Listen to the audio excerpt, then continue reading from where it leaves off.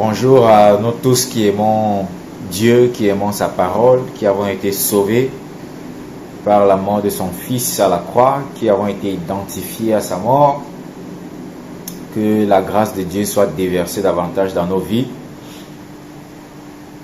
Merci de prendre une minute pour partager avec moi cette parole. Que le Seigneur bénisse l'écoute de sa parole, qu'il bénisse cette parole dans nos cœurs. Aujourd'hui, je veux nous inviter à nous moquer du moqueur, à nous moquer de notre ennemi commun, à nous moquer du malin, pour une raison. Je vais nous lire un verset de Jean chapitre 16, le verset 33, qui dit: je vous ai dit ces choses afin que vous ayez la paix en moi. Vous aurez des tribulations dans le monde, mais prenez courage, j'ai vaincu le monde. C'est Jésus qui parle. Jésus parle à ses disciples. Jésus est sur le point de faire sa prière sacerdotale, sa prière de consécration de ses disciples entre les mains de Dieu. Lui qui est prêt à accomplir enfin cette mission à la croix. Lui qui va bientôt être arrêté. Jésus, dans son dernier discours à ses disciples, leur dit: vous aurez des tribulations dans le monde, mais prenez courage, j'ai vaincu le monde. Le verset 33 de Jean commence par: je vous ai dit ces choses. Je vous ai dit ces choses. Jésus qui parle. Vous, ses disciples, nous aujourd'hui qui avons cru en ce même Christ, c'est nous qui sommes la cible du propos de Jésus dans ce verset. Ce n'est pas je vous ai dit ces choses, à vous la terre, à vous le monde, mais à vous cette catégorie spécifique de personnes qui ont mis leur confiance en la parole de Dieu, qui veulent écouter et recevoir, être bénis par cette parole et qui veulent marcher conformément à cette parole-là. C'est à vous que je m'adresse.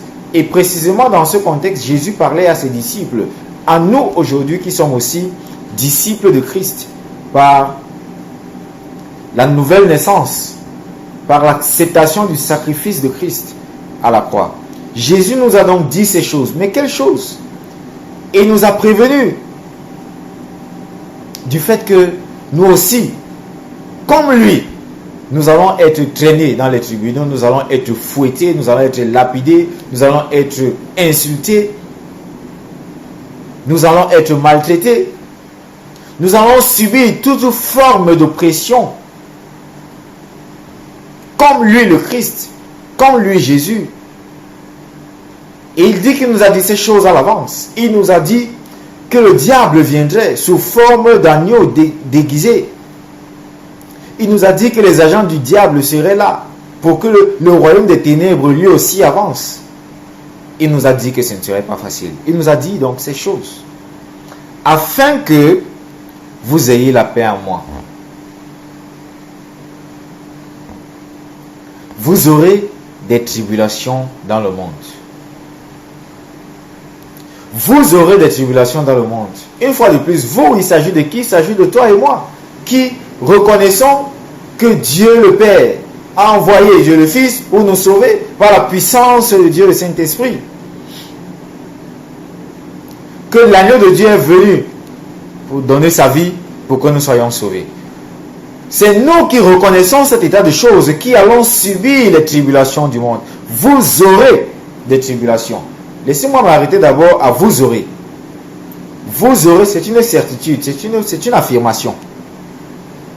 La Bible ne dit pas, le Christ ne dit pas, s'il vous arrive un jour d'avoir des tribulations dans le monde, il dit, vous aurez des tribulations. C'est donc une affirmation, et quand Dieu dit, c'est que ça va se faire. La parole de Dieu est certaine. Vous aurez des tribulations. Et vous aurez ces tribulations à cause de moi. Non, il ne s'agit pas de tribulation. C'est pas parce que tu as pris la femme de ton frère et puis ça fait 10 ans ta vie, ça ne donne pas que tu es les tribulations à cause de Jésus. Pas parce que tu as volé, tu as détourné, et puis c'est des tribulations. Non. Il ne s'agit pas de ça. Il s'agit des tribulations du fait de ton identité, des tribulations du fait de ton identification à la personne de Christ, des tribulations du fait que tu le reconnaisses comme sauveur de l'humanité et que les autres le méprisent. Vous aurez des tribulations. C'est un fait. Ceux qui veulent vivre pieusement seront persécutés. C'est la parole de Dieu qui le dit. Vous aurez des tribulations dans le monde. Et le monde, bien aimé ici, c'est où nous sommes maintenant. Et c'est normal que nous ayons des tribulations ici.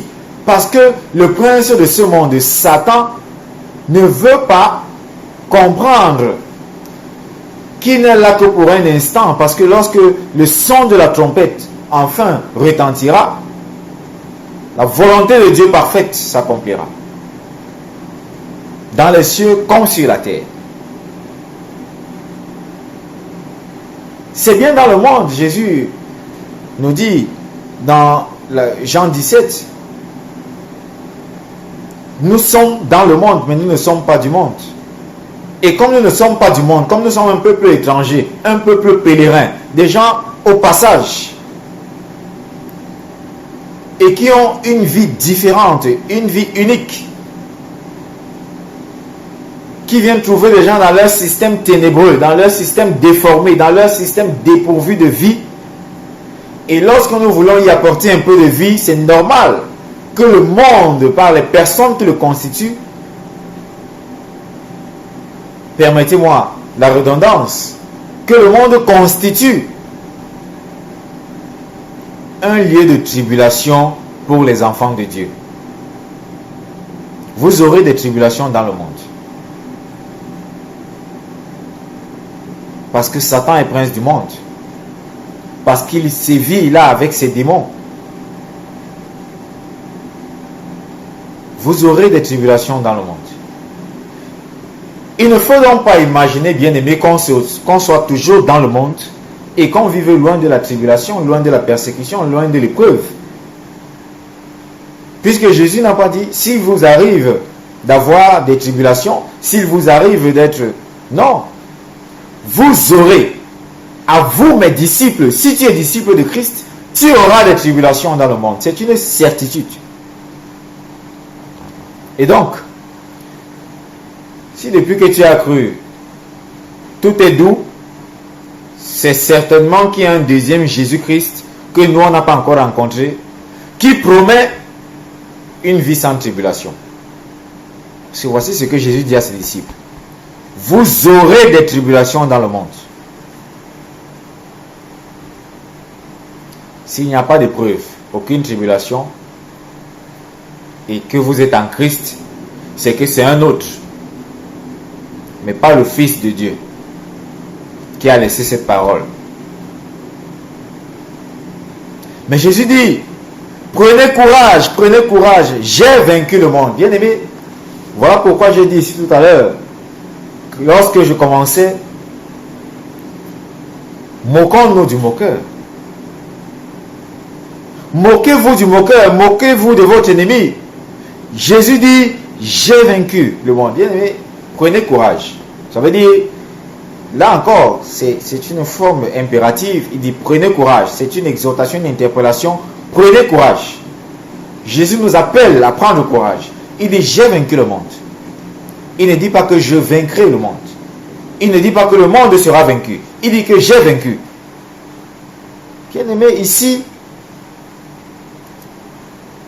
vous voyez l'homme Jésus parler par l'esprit avec foi de quelque chose qui n'est pas encore arrivé. J'ai vaincu. Jésus est encore avec ses disciples. Jésus n'a pas encore été arrêté. Jésus n'a pas encore été questionné. Jésus n'est pas encore en train de marcher vers le mont Golgotha.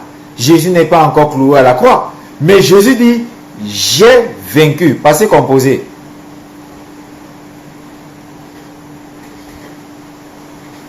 Et on sait tous ce que signifie le passé composé. Quelque chose qui s'est passé de manière ponctuelle dans le temps. Lorsque vous dites j'ai mangé, ça n'a rien à voir avec le futur. Lorsque vous dites j'ai mangé, ça n'a rien à voir avec le futur. Jésus dit ici, j'ai vaincu le monde, bien-aimé. Ça veut dire que l'homme qui parlait à ses disciples-là, leur disait en d'autres mots, la victoire est certaine. Ne vous inquiétez pas. Vous savez, lorsqu'il a commencé au chapitre 14, il dit que votre cœur ne se trouble point. Parce qu'il a commencé à leur parler de son départ, de sa mort à la croix et tout ça. Les gars ont cru que non, c'était fini. Ici, au verset 33 de Jean 16, Jésus dit, j'ai vaincu le monde. La victoire est mienne. Parce que qui est en face? C'est Satan, c'est moi qui l'ai créé.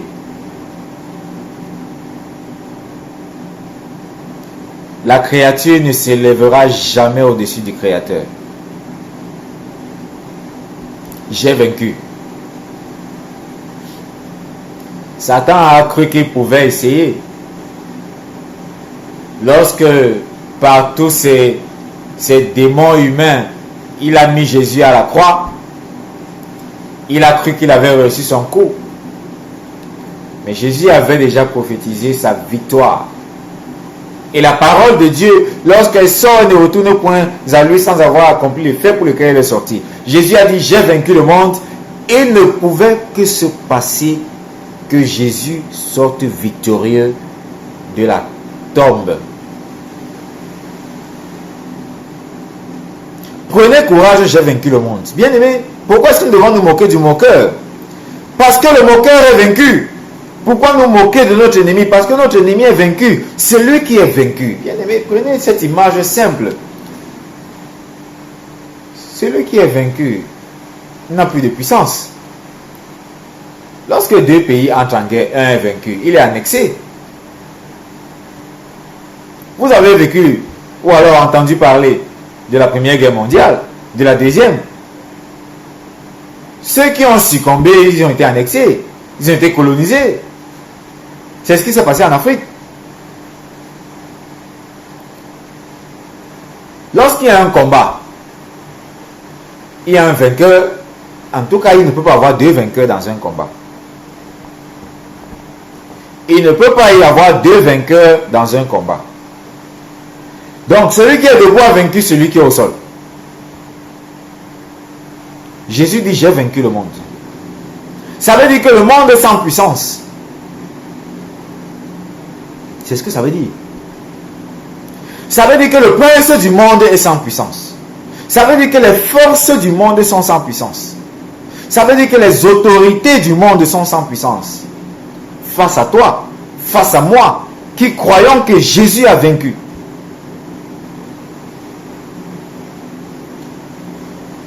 Moquez-vous du moqueur. Lorsque Satan s'agite, souriez. Souriez et dites-lui, si tu es vaincu. Souriez et dites à Satan, tu es vaincu. Jésus t'a mis KO depuis. Si tu t'agites seulement, c'est comme lorsque vous coupez la tête d'un serpent. Et ça me permet de revenir sur cette prophétie. La postérité de la femme fera quoi? Écrasera la tête du serpent. Lorsque la tête du serpent est déjà off, vous voyez comment encore l'animal est toujours en train de bouger, là il gesticule. Mais il ne peut plus rien faire, il est vaincu. Lorsque vous coupez la tête du ver de terre, le corps continue de gesticuler. Mais qu'est-ce qu'il peut encore faire? Il est déjà fini. Cette gesticulation, c'est en attente de vraiment... Après quelques secondes, quelques minutes, là, il n'y aura plus rien. Mais si vous voyez un peureux, un gars vraiment peureux, vous avez coupé la tête du serpent, vous lancez l'autre moitié de son côté, ça continue à s'agiter là, il va se mettre à fuir. Parce qu'il ne sait pas qu'une fois que la tête est écrasée, elle est coupée, cet animal, ce que tu vois là est sans puissance. Et c'est de ça qu'il s'agit avec nous, les enfants de Dieu, face au monde. Le monde est sans puissance. Jésus l'a vaincu. Alors, bien-aimé, moque-toi de l'ennemi. Moque-toi de lui lorsqu'il s'agite. Il est là couché, sans force. Il s'agite pour voir si toi tu seras effrayé. Arrête d'avoir peur. Jésus a déjà vaincu pour toi.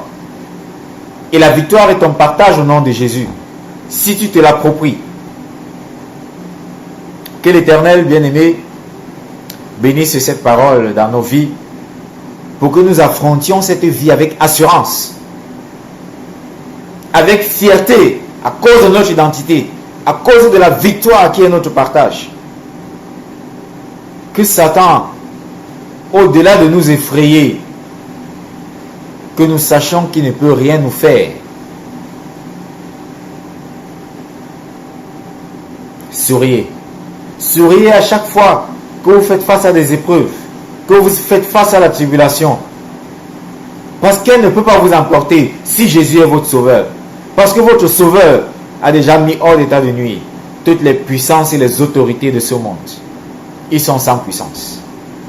Ils n'attendent qu'à être jetés au dehors pour être brûlés. Mais vous, votre partage, c'est la vie et la vie en abondance. Que le Seigneur vous bénisse au nom de Jésus. Amen.